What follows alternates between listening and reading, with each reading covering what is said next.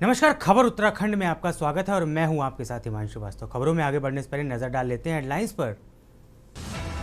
शिक्षक दिवस पर 16 शिक्षकों का सम्मान। सीएम धामी ने शैलेश मटियारी राज्य शैक्षिक उत्कृष्टता पुरस्कार से किया सम्मानित। आईआईटी रुड़की में 25वां दीक्षांत समारोह संपन्न। केंद्रीय मंत्री जितेंद्र सिंह रहे मुख्य अतिथि। 2614 छात्र छात्राओं को मिलेगी उपाधियां। नैनीताल में हाइड्रोक्लोरिक पार्किंग के लिए हटाया गया अतिक्रमण। संयुक्त टीम ने की ध्वस्तीकरण कार्रवाई। हरिद्वार कुंभ मेला 2027 की तैयारियां शुरू। अक्टूबर 2000 तक की पूरी। सीएम पुष्कर सिंह धामी बोले सरकारी जमीनों से खाली कराया अतिक्रमण। देहरादून को असुरक्षित बताने वाले सर्वे पर विवाद। सीएम धामी ने सर्वे को बताया तथ्यहीन। अधिवक्ता सुरक्षा एक्ट लागू करने की मांग तेज। हाई कोर्ट ने जजों की संख्या बढ़ाने पर जोर। 55,000 लंबित मामलों पर जताई चिंता। आप देख रहे हैं के न्यूज, खबरों का सारथी। अब रुक करते खबरों की और खबर देहरादून से, जहां उत्तराखंड के मुख्यमंत्री पुष्कर सिंह धामी ने शिक्षक दिवस के अवसर पर भारत रत्न डॉक्टर सर्वपल्ली राधाकृष्णन की जयंती पर उनके चित्र पर पुष्प अर्पित कर श्रद्धांजलि दी। उन्होंने कहा कि डॉक्टर राधाकृष्णन ने शिक्षा के माध्यम से समाज के मूल्यों, संस्कारों और ज्ञान के आलोक फैलाया और उनका जीवन दर्शन आज भी हमें प्रेरणा देता है। मुख्यमंत्री ने देश भर के समर्पित शिक्षकों को शिक्षक दिवस की हार्दिक शुभकामनाएं देते हुए कहा कि शिक्षक राष्ट्र निर्माण का सशक्त स्तंभ है। उन्होंने कहा कि आने वाली पीढ़ी को सही दिशा देने के लिए शिक्षकों की भूमिका अत्यंत महत्वपूर्ण। उन्होंने यह भी उल्लेख किया कि राज्य सरकार की योजनाओं के शिक्षकों की भागीदारी अहम है और इस अवसर पर मुख्यमंत्री ने गुरु शिष्य परंपरा को भारतीय संस्कृति की आत्मा बताया। सभी नागरिकों से उन्होंने अपने गुरुजनों के प्रति सम्मान और श्रद्धा बनाए रखने की अपील की।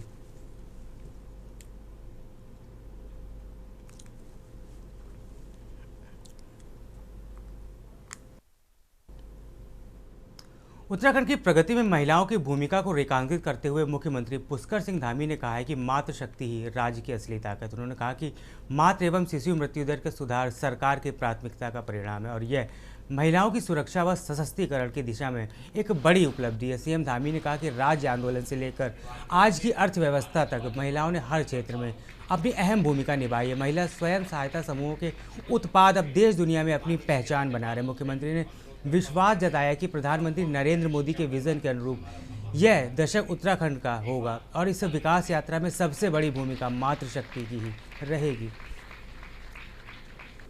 मातृ शिशु दर में जो एक हमको उपलब्धि प्राप्त हुई है, हमारा एक शानदार आंकड़ा आया है। निश्चित रूप से ये जो महिलाओं का सुरक्षा और सशक्तिकरण दोनों पर हमने जोर दिया है, तो उसी के परिणाम आने प्रारंभ हुए हैं और हमारे राज्य में मातृशक्ति का बहुत बड़ा योगदान हमेशा से रहा है।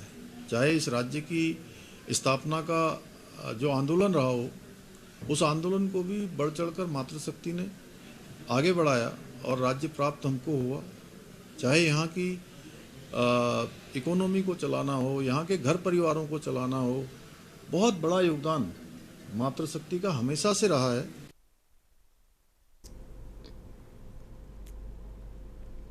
खबर देहरादून से, जहां शिक्षक दिवस के अवसर पर देहरादून स्थित राजभवन में शैलेश मटियानी राज्य शैक्षिक पुरस्कार का वितरण समारोह आयोजन किया गया। कार्यक्रम में राज्यपाल लेफ्टिनेंट जनरल गुरमीत सिंह मुख्य अतिथि के रूप में शामिल है, जबकि मुख्यमंत्री पुष्कर सिंह धामी और शिक्षा मंत्री धन सिंह रावत विशिष्ट अतिथि के रूप में वहां मौजूद रहे। यह अवसर पर देश के 16 शिक्षकों को उनके उत्कृष्ट शैक्षिक योगदान के लिए शैलेश मटियानी पुरस्कार से सम्मानित किया गया। मुख्यमंत्री धामी ने सभी शिक्षकों को शिक्षक दिवस की शुभकामनाएं देते हुए कहा कि ऐसे शिक्षक समाज में रोल मॉडल की भूमिका निभाते हैं। मुख्यमंत्री धामी ने बताया कि उत्तराखंड देश का पहला राज्य है जिसे नई शिक्षा नीति से पूरी तरह से अपनाया है। अल्पसंख्यक शिक्षा और फ्री एजुकेशन के लिए भी विधेयक पारित किए जा चुके हैं। साथ ही उन्होंने घोषणा की है कि 2026 से माध्यमिक शिक्षा बोर्ड ने मान्यता प्राप्त न होने वाले विद्यालयों को बंद कर दिया जाएगा।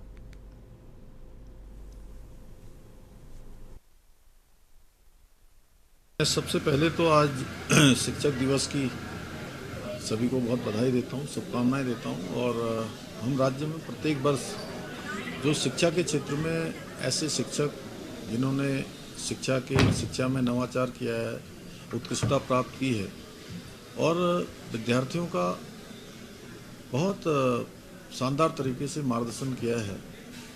उस कड़ी में शिक्षकों को सम्मानित करते हैं और शैलेश मटियानी पुरस्कार उनको यहाँ पर दिया जाता है। उसी कड़ी में आज भी यहाँ पर 16 शिक्षकों को शैलेश मटियानी पुरस्कार दिया गया है। निश्चित रूप से ये सभी शिक्षक आने वाले समय में अन्य जो शिक्षा के क्षेत्र में शिक्षा देने वाले हमारे गुरुजन हैं, शिक्षकगण हैं, उन सभी का एक रोल मॉडल बनेंगे।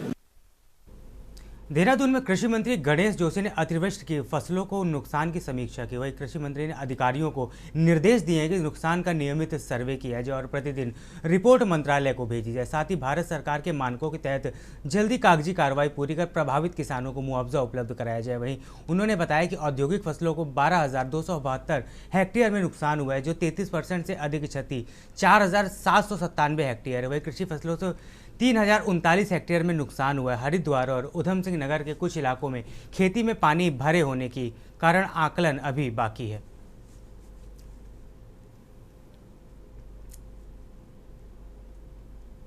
पीएम मोदी के जन्मदिन पर 17 सितंबर से 2 अक्टूबर तक बीजेपी सेवा पखवाड़ा मनाएगी। बीजेपी से जुड़े नेता, मंत्री, सांसद, विधायक भी अपने स्तर पर कार्यक्रम बनाने की योजना बना रहे हैं। बीजेपी पार्टी बड़े ही अलग लेवल पर पीएम मोदी के जन्मदिन को विशेष बनाने के लिए सेवा पखवाड़ा मनाने की प्लानिंग कर रही है। इस विषय पर बात करते हुए उत्तराखंड प्रदेश के संगठन महामंत्री आदित्य कोठारी ने कहा कि प्रधानमंत्री मोदी जी के जन्मदिन को इस बार सेवा पखवाड़ा के रूप में मनाया जाएगा। साथ ही इसको लेकर आज से उत्तराखंड के सभी जिलों में कार्यशालाएं प्रारंभ हो चुकी हैं। प्रधानमंत्री मोदी को जन्म दिवस के अवसर पर पूरे प्रदेश में अलग अलग कार्यक्रम किए जाएंगे।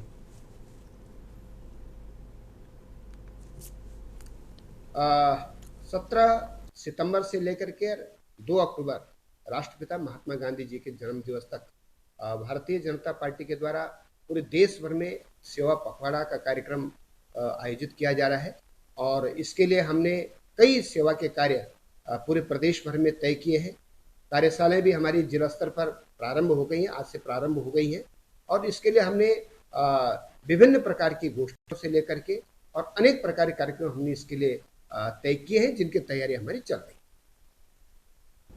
खबर उधम सिंह नगर से है, जहां पंतनगर एयरपोर्ट को इंटरनेशनल स्तर पर विकसित करने की योजना के तहत उत्तराखंड सरकार एयरपोर्ट की अथॉरिटी को 524.70 करोड़ भूमि का भौतिक कब्जा सौंप दिया है। इस भूमि अधिग्रहण के चलते क्षेत्र के करीब 800 मकानों को नोटिस जारी किया गया, जिसमें वहां निकास कर रहे सैकड़ों लोगों के सामने गंभीर संकट उत्पन्न हो गया। स्थानीय निवासी जो वर्षों से उस भूमि पर रह रहे हैं, अपनी समस्याओं को लेकर किच्छा के पूर्व विधायक राजेश शुक्ला और रुद्रपुर मेयर विकास शर्मा के साथ जिलाधिकारी कार्यालय पहुंचे। उन्होंने जिलाधिकारी को लोगों को स्थिति से अवगत कराते हुए स्थायी पुनर्वास की मांग की। वहीं पूर्व विधायक राजेश शुक्ला ने कहा कि सरकार को इन प्रभावित परिवारों के लिए उचित और स्थायी समाधान सुनिश्चित करना चाहिए, ताकि विकास कार्यों के साथ जनहित भी सुरक्षित रह सके।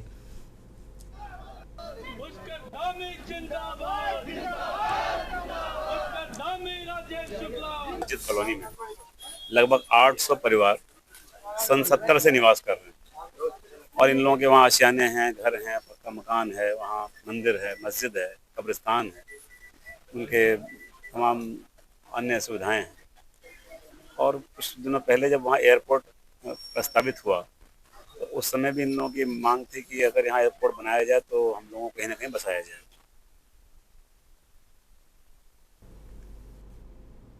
खबर देहरादून से, जहां उत्तराखंड कांग्रेस के प्रदेश कार्यालय में आयोजित प्रेस वार्ता के दौरान वोट चोरी मुद्दे पर चुनाव आयोग और भाजपा को कटघरे में खड़ा किया। कांग्रेसी नेताओं ने आरोप लगाया कि जब वे चुनाव आयोग से जवाब मांगते हैं तो जवाब भाजपा देती है और जब जांच की मांग की जाती है तो भाजपा राहुल गांधी पर निशाना साधने लगती है। कांग्रेस ने कहा कि भाजपा सरकार में संविधान से समझौता किया जा रहा है, जिसे पार्टी पूरी तरह से अस्वीकार करती। कांग्रेस नेताओं ने यह भी याद दिलाया कि वोट देने का अधिकार कांग्रेस को ना ही दिया गया था और 50 वर्षों तक लोकतंत्र को मजबूती से चलाया। उन्होंने दावा किया कि कांग्रेस शासन में चुनाव संबंधी शिकायतों का तत्काल समाधान किया जाता था, जबकि भाजपा शासन में चुनाव आयोग की निष्पक्षता पर सवाल उठ रहे हैं। कांग्रेस ने इस मुद्दे पर लोकतंत्र की रक्षा की लड़ाई बताया और कहा कि वह इसे जीतने के लिए लगातार प्रयासरत रहेगी।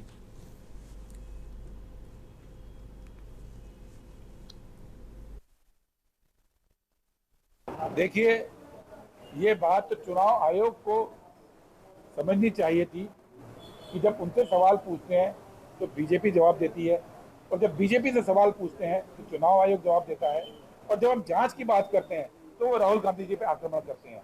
ये तीन बातें अपने आप में स्पष्ट है कि लोकतंत्र के अंदर जो तंत्र तैयार किया गया था संविधान में चुनाव आयोग का, वो कॉम्प्रोमाइज्ड भूमिका में है।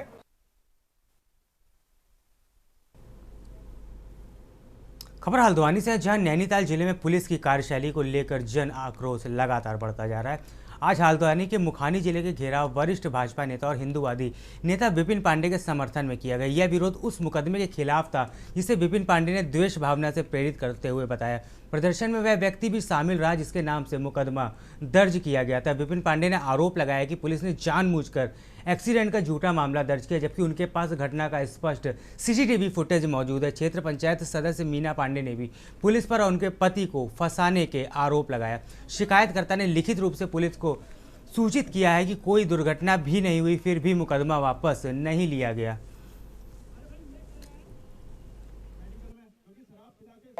आज क्षेत्र पंचायत सदस्य है मीना पांडे, मेरी पत्नी है और यहाँ के कुछ जनप्रतिनिधि हैं और क्षेत्र की जनता, इनके द्वारा इसलिए किया गया क्योंकि हमेशा क्षेत्र की जो भी चाहे शराब से रिलेटेड समस्या हो चाहे बाकी हो, हमेशा हम करते आए हैं।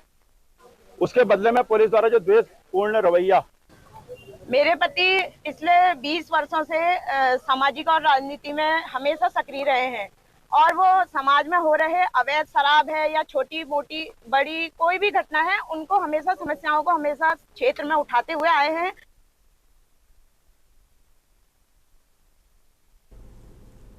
खबर देहरादून से, जहां शहर के ऐतिहासिक घंटाघर का सौंदर्यीकरण कार्य उत्तराखंड की पारंपरिक शैली में पूरा कर लिया गया है। जिलाधिकारी सिविन बंसल ने आज स्थल का निरीक्षण कर कार्य की गुणवत्ता पर संतोष जताया। कल मुख्यमंत्री पुष्कर सिंह धामी इस नवसज्जित स्मारक का औपचारिक उद्घाटन करेंगे। घंटाघर की नई रूपरेखा ने इसे सांस्कृतिक धरोहर के रूप में और भी भव्य बना दिया है। हालांकि करोड़ों रुपए की लागत से तैयार ये स्थल आम जनता के लिए खुला नहीं रहेगा, जिसमें स्थानीय नागरिकों में मिश्रित प्रतिक्रियाएं देखने को मिल रही हैं। कुछ लोग इसे गौरव का प्रतीक मानते हैं तो वहीं कुछ इसकी सीमित पहुंच को लेकर असंतोष भी जता रहे हैं।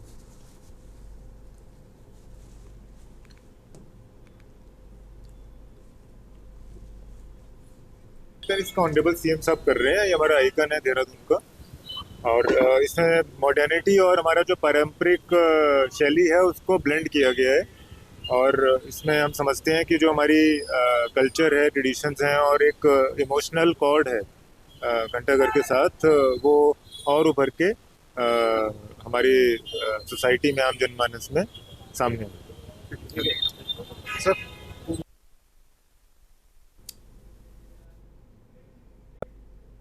वक्त हो चला है छोटे से ब्रेक का, जल्द लौटेंगे।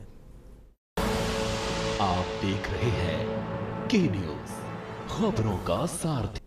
ब्रेक के बाद आपका स्वागत है। अब रुक करते हैं खबरों की ओर। खबर लश्कर से है, जहां अक्टूबर महीने में दीपावली, भैया दूज और छठ पूजा जैसे प्रमुख त्योहारों को ध्यान में रखते हुए रेलवे ने लक्सर रुड़की रूट पर 3 नई फेस्टिवल स्पेशल ट्रेनों के संचालन के लिए मंजूरी दे दी। ये ट्रेनें अमृतसर से कटिहार, चंडीगढ़ से पटना और अमृतसर से छपरा के बीच चलाई जाएंगी, जो सहारनपुर, रुड़की, लक्सर, नज़ीराबाद और मुरादाबाद होते हुए गुजरेंगी। त्योहारी सीजन में यात्रियों की भीड़ भाड़ को नियंत्रित करने के लिए रेलवे हर साल ये विशेष ट्रेनें चलाता है। इस बार भी विभाग ने पहले से ही 3 स्पेशल ट्रेनों को मंजूरी दे दी थी।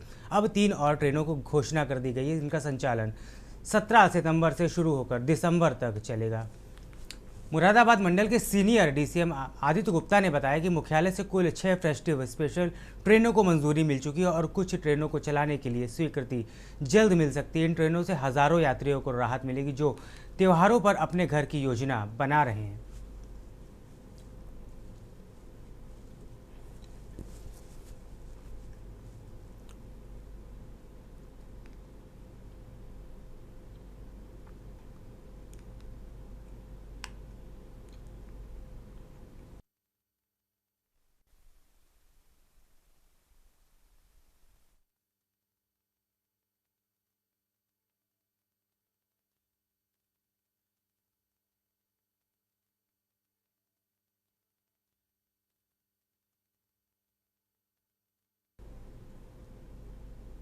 नैनीताल में आज नंदा देवी महोत्सव का देर शाम डोला विसर्जन के साथ समापन हो गया। नैनीताल में नंदा देवी महोत्सव का शुभारंभ 31 अगस्त अष्टमी के दिन से शुरू हुआ था, जिसके बाद आज दोपहर मां नंदा सुनंदा की शोभा यात्रा निकाली गई। शोभा यात्रा के दौरान सरोवर नगरी माता के जयकारों से गूंज उठी। हजारों की संख्या में स्थानीय लोगों के साथ नैनीताल माता के दर्शन करने भक्तों ने नैना देवी के और ढोल नगाड़ों के साथ मां नंदा सुनंदा को नगर में भ्रमण कराया, जिससे छोलिया नर्तकों का खास श्रद्धालु झूमते हुए नजर आए। इस दौरान मां नंदा सुनंदा मां के दर्शनों और मां की विदाई के लिए भक्तों का हुजूम उमड़ पड़ा। नगर भ्रमण के दौरान छोलिया नृत्य के साथ कुमाऊं की संस्कृति का समागम देखने को मिला। मां के डोले को नगर भ्रमण के बाद उनके ससुराल कैलाश के लिए विदा कर दिया जाएगा। शोभा यात्रा के दौरान दूर दराज से मां को विदाई देने पहुंचे श्रद्धालुओं के लिए माता के भक्तों द्वारा श्रद्धालुओं के लिए जगह जगह भंडारे की व्यवस्था भी की गई थी। बहुत अच्छा माहौल है। पहली बार मैंने ये एक्सपीरियंस किया है। बहुत टाइम से मैं सुन रहा था पर कभी मौका नहीं मिला। आज देखा, बहुत अच्छा लगा। सुना था पर बहुत अनसर्टन था, मुझे पता नहीं था कि ये आज ही होना है, और बहुत मौके पे मैं आज पहुंच के मैंने दर्शन किया। बड़े हर्ष का विषय है कि नैनीताल नगर में विगत कई सालों से नंदा देवी का मेला बहुत धूमधाम से मनाया जाता है। पूरा कुमाऊं क्षेत्र के लोग यहाँ पर इस मेले को देखने के लिए आते हैं। फीलिंग है, थोड़ी मिक्स फीलिंग है। थोड़ा बुरा भी लग रहा है क्योंकि वो जा रही है, लेकिन खुशी भी हो रही है क्योंकि वो हमसे मिलने आई और मिलने के बाद हम सबको नंदामयी करके सभी को खुशी दे करके फिर अपने घर ही वापस जा रही है। बस यही सब माता की भक्ति का, माता के प्रेम का ही ये सब असर देखने को मिल रहा है। बहुत विदाई का दर्द भरा है, लेकिन खुशी भी है। बहुत मतलब दुख भी हो रहा है कि अगले बार माँ जल्दी आए, सबको अपनी समृद्धि दे, अपना आशीर्वाद दे।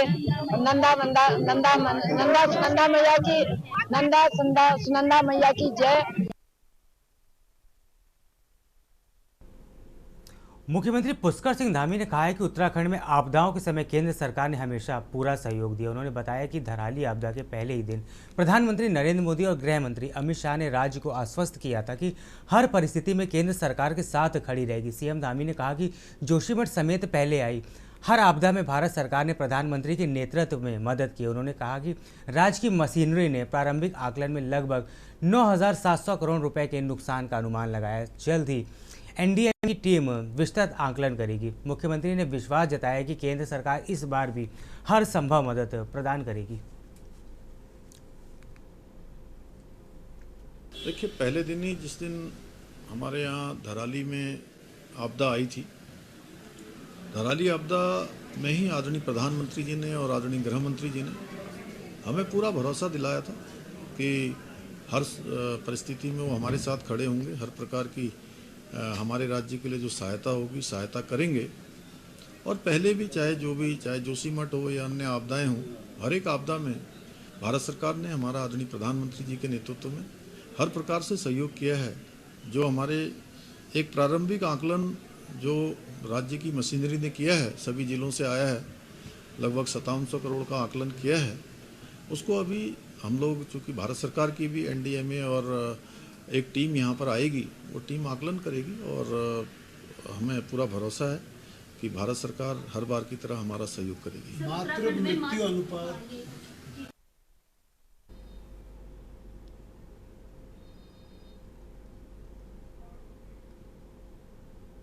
हरिद्वार में गणपति विसर्जन की धूम में जगह जगह टोलियां बनाकर लोग गणपति बप्पा को विदा कर रहे हैं। इसी बीच पुलिस के लिए ट्रैफिक व्यवस्था संभालना बड़ी चुनौती बन गया। डीजे की धुनों पर थिरकते युवाओं के बीच कई जगह झगड़े और हंगामे की घटनाएं भी सामने आई हैं।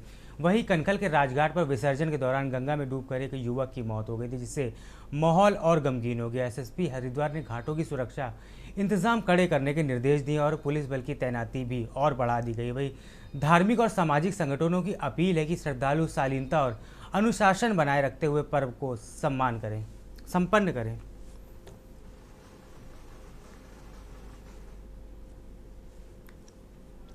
में हम उल्टी दिशा की तरफ चल रहे हैं, ये गलत है। इस गलत की परंपरा को बंद होना चाहिए और जो गंगा जी से खिलवाड़ कर रहे हैं, उनके अवहेलना कर रहे हैं, ये वास्तव में ठीक नहीं है।